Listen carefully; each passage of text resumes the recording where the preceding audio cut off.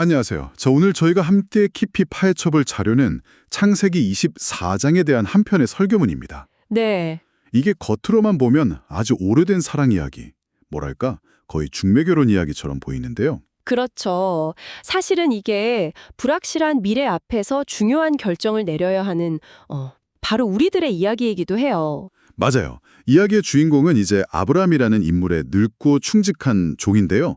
주인에게서 아들의 신부감을 구해오라는 정말 거의 불가능에 가까운 임무를 받게 됩니다. 네, 바로 그 부분이죠. 그래서 오늘 이 고대의 이야기가 오늘날 우리가 겪는 그 선택의 고민과 어떻게 연결되는지, 또 불확실성 속에서 길을 찾는 지혜는 과연 무엇인지 한번 제대로 들어가 보겠습니다. 네, 좋습니다. 이야기의 시작부터가 좀 심상치가 않죠. 아브라함이 벌써 140세 노인이 됐고 아들 이삭의 결혼이라는 아주 중대한 과제를 앞두고 있어요. 네, 그런데 이게 그냥 한 가정을 꾸리는 걸 넘어서요.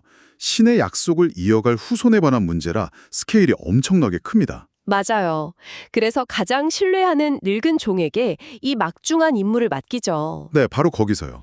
여기서 아브라함이 내건 두 가지 단호한 조건이 이야기의 핵심적인 긴장감을 만들어요. 설교문에서도 이 부분을 굉장히 강조하는데요.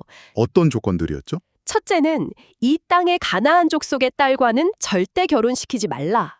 그리고 둘째, 내 아들 이삭을 그리로, 그러니까 내 고향으로 데리고 돌아가지 말라. 솔직히 처음 들으면 약간 좀 시대착오적인 고집처럼 들리기도 해요. 뭐 우리 혈통 아니면 안 돼 하는 것처럼요. 굳이 이렇게까지 단호하게 선을 그을 필요가 있었을까요? 아주 좋은 질문이에요. 그게 바로 이 이야기의 핵심을 꿰뚫는 질문이거든요. 아, 그런가요? 설교문에 따르면 이건 단순한 혈통이나 지역 차별의 문제가 아니었어요.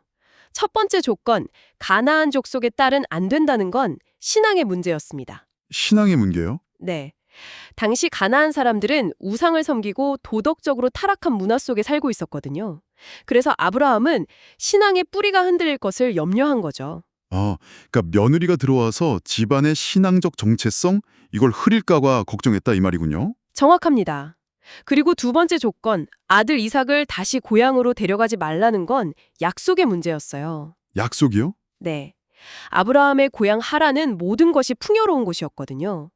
만약 아들 이삭이 그곳으로 갔다가 그 안락함에 빠져서 신이 약속한 땅이니 가나안으로 돌아오지 않으면 어떻게 될까요? 아, 계획이 다 틀어지는 거군요. 그렇죠. 신의 위대한 계획 전체가 무산될 수도 있는 거죠. 이건 일종의 리스크 관리였던 셈입니다. 여기서 정말 흥미로운 지점이 나오잖아요. 이 엄청난 임무 앞에서 종이 아주 현실적인 질문을 던지거든요. 네, 그 부분이죠. 만약 여자가 저를 따라 이 땅으로 오려고 하지 않으면 어떡하죠? 저는 이 부분이 정말 인간적으로 느껴졌어요. 그렇죠. 맹목적인 순종이 아니라 지극히 합리적인 의심을 품는 거죠. 아니 근데 생각해보세요. 편도만 700km가 넘는 거리예요. 걸어서 몇 달이 걸리는 길이잖아요. 상상도 안 되네요. 신랑 얼굴도 한번 본 적 없는데 자기가 살던 그 풍요로운 고향을 떠나서 낯선 땅으로 선뜻 따라올 여자가 과연 있을까요? 거의 없겠죠. 요즘 말로 하면 프로필 사진 한 장 없이 오직 말로만 하는 국제결혼 중매인데 이건 뭐 샘플도 카탈로그도 없는 세일즈맨 같은 심정이었을 것 같아요. 바로 그 지점이 인간적인 불안과 신에 대한 신뢰가 딱 충돌하는 순간입니다. 이 종은 주인을 깊이 신뢰하고 존경하는 고귀한 영혼으로 묘사되지만 동시에 지극히 상식적인 고민에 빠진 거예요. 아니 이게 말이 되나 싶은 거죠. 맞아요. 설교문에서도 이 종의 고민을 오늘날 우리 모습이랑 바로 연결시키더라고요. 네, 우리도 인생의 중요한 선택 앞에서 정말 많이 고민하잖아요. 그렇죠. 그런데 그 기준을 잘 들여다보면 예를 들어 직장을 구할 때 소명보다는 연봉과 안정성을, 아, 배우자를 찾을 때 내면의 가치보다는 외모나 사회적 능력을 더 중요하게 여기는 경향이 있죠. 네, 있죠. 자녀의 진로를 정할 때도 신의 계획보다는 세상의 성공 공식을 우선시하고요.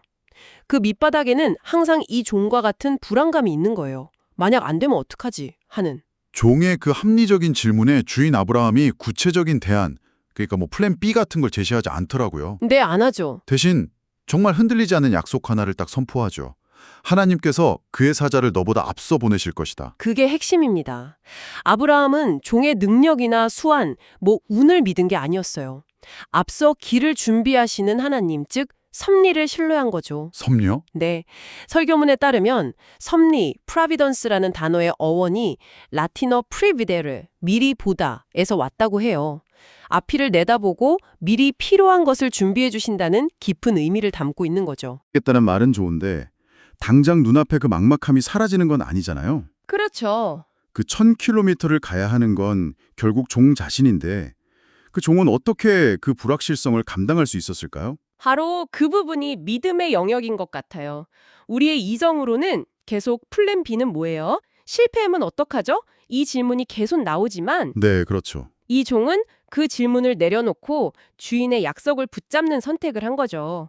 더 이상 따지거나 의심하지 않고 맹세한 뒤에 주인의 가장 좋은 것들을 싣고 낙타 10마리를 끌고 길을 떠납니다. 와, 그 행동 자체가 믿음의 표현이었던 거죠. 약속 하나만 믿고 700km를 왔는데 저 같으면 여기서부터 또 막막했을 것 같아요.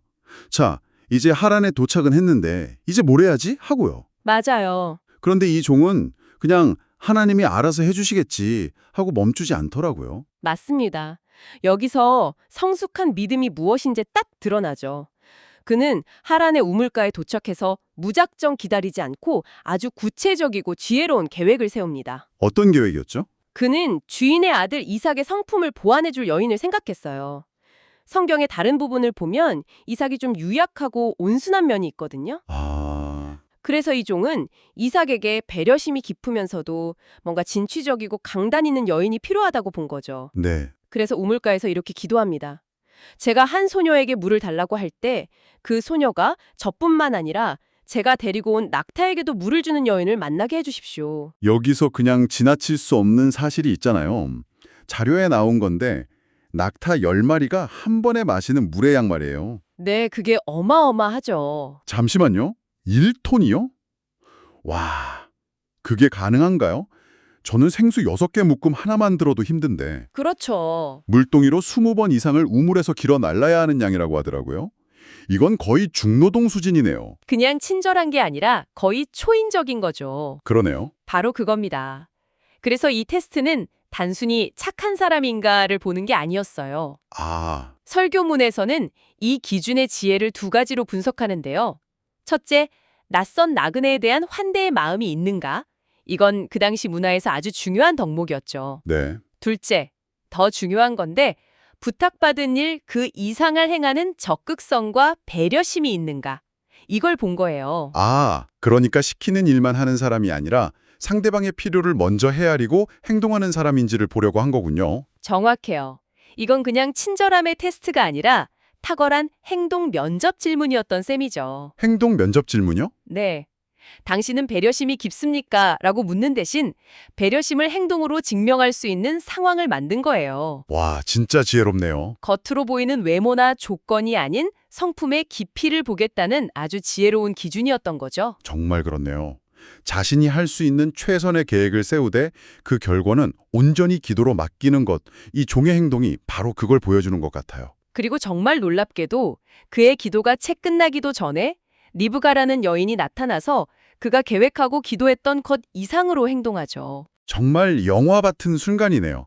인간의 지혜로운 계획과 신의 완벽한 타이밍이 딱 맞아떨어지는. 네, 그렇죠. 근데 솔직히 저희 대부분의 삶은 그렇지 않잖아요. 계획은 늘 틀어지고 기도는 응답 없는 메아리 같을 때가 더 많고요. 맞아요. 그래서 이 이야기가 오늘날 우리에게 주는 진짜 의미가 궁금해집니다. 그렇죠.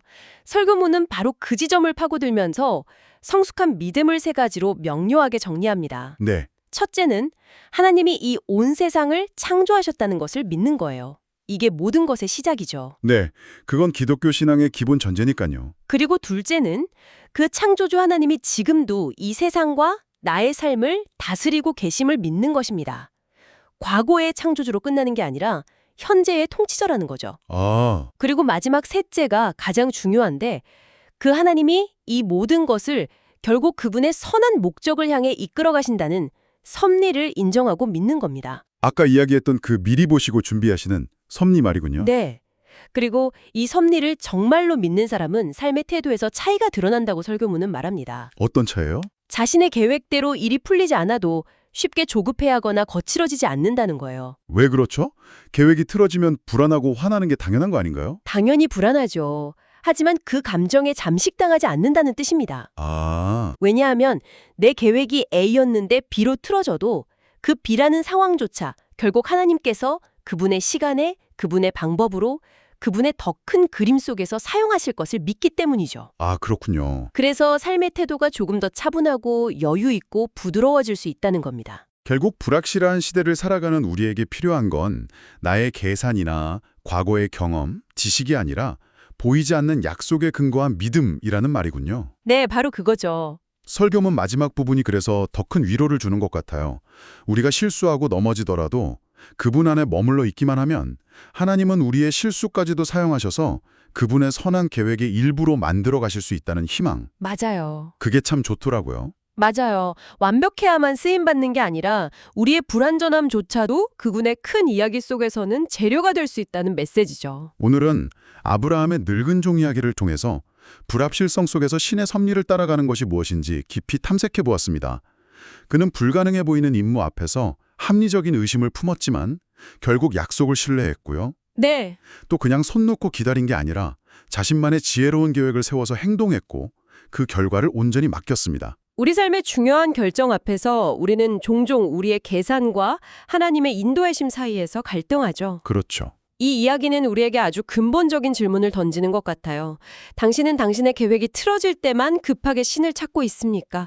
아니면 일상의 모든 순간 그분의 선한 이끄심을 신뢰하며 한 걸음을 내딛고 있습니까? 이 늙은 종은 리브가라는 인물의 성품이라는 본질을 알아보기 위해 낙타에게 물을 주는가라는 아주 구체적이고도 기발한 기준을 세웠습니다. 네, 그 낙타 테스트요. 만약 당신이 앞으로 마주할 중요한 기회, 선택, 혹은 사람의 본질을 꿰뚫어 보기 위해 당신만의 낙타 테스트를 하나 만든다면 그것은 무엇이 될까요?